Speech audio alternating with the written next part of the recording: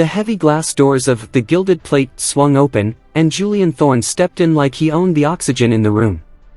Julian was the kind of man who measured his worth by the price of his cufflinks and the silence he could command. He was dining with 3 business associates, men who laughed a little too loudly at his jokes because his signature was the only thing standing between them and a multi-million-dollar merger. They were seated at table 14, the best in the house, overlooking the city lights of 2026. Elena was their server. She was 24, with tired eyes that she masked with a professional, unwavering smile.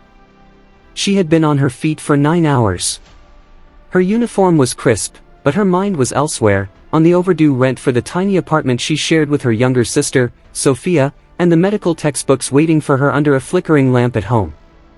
She approached the table with a notepad, her voice steady and polite. "Good evening, gentlemen. May I start you off with some appetizers?" Julian didn't even look up.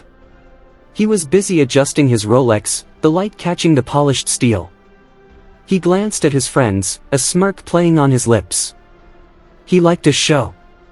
He liked to remind the world that there were levels to existence, and Elena was several floors below him. Without making eye contact, he began to speak. But he didn't speak English.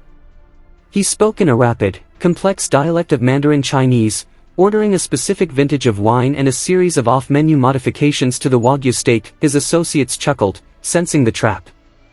They knew Elena didn't look like someone who traveled the world or spent her summers in Beijing. She looked like a girl who took the bus. Julian leaned back, finally meeting her eyes, his expression one of mock patience. "Well?" he asked in English, his voice dripping with condescension. "Did you get all that, or do I need to find someone who actually finished school?" The table went silent. A few diners at nearby tables turned to look. Elena didn't flinch. She didn't blush or stammer. She simply tucked her notepad into her apron pocket and looked Julian directly in the eye. Then, she began to speak. Her Mandarin was not just fluent, it was elegant, melodic, and possessed a high society accent that even Julian couldn't quite mimic. "Certainly, Mr. Thorne," she said in Mandarin. "The 1982 Petrus is an excellent choice, though I should warn you, our sommelier recommends decanting it for at least 45 minutes to truly appreciate the earthiness. As for the steak, we can certainly sear it in duck fat as you requested, though traditionally, a man of your stature might prefer the more refined balance of a simple truffle butter to avoid masking the marbling of the A5 grade." Julian's smirk vanished.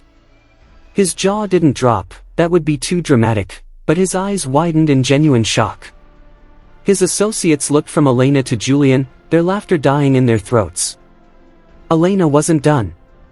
She switched effortlessly to French to address the wine list, then returned to English with a calm, piercing grace.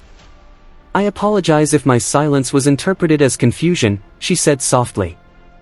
"I was simply calculating the additional cost of your modifications. I'll have those drinks out for you shortly." As she walked away, the silence at table 14 was deafening. Julian felt a heat rise in his neck that no amount of expensive wine could cool.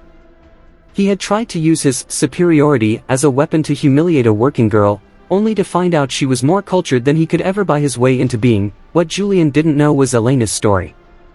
Her father had been a high-ranking diplomat, a man who believed that language was the greatest bridge between cultures. Elena had grown up in embassies from Shanghai to Paris, speaking 4 languages before she was 10. But 3 years ago, a tragic accident had taken both her parents. That friends her father had helped disappeared when the money did.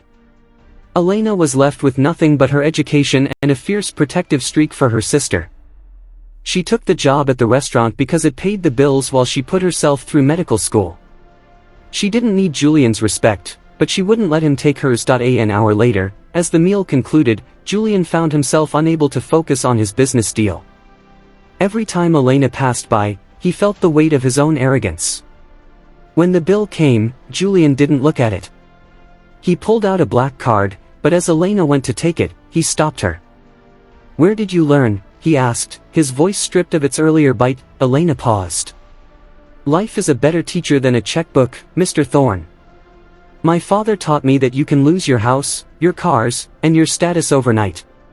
But what you put in your head and your heart stays with you forever." That's the only wealth no one can take. Julian didn't say another word. He paid the bill and left a tip that was larger than Elena's monthly salary.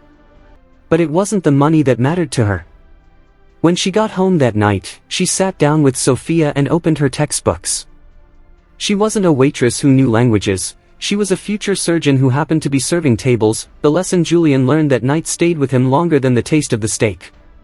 He realized that the person serving you might be fighting a battle you know nothing about, and possessing a higher level of education, grace, or character than you ever dreamed of. True richness isn't about being able to order in a foreign language, it's about having the character to treat every person with the same dignity, regardless of what language they speak or what uniform they wear.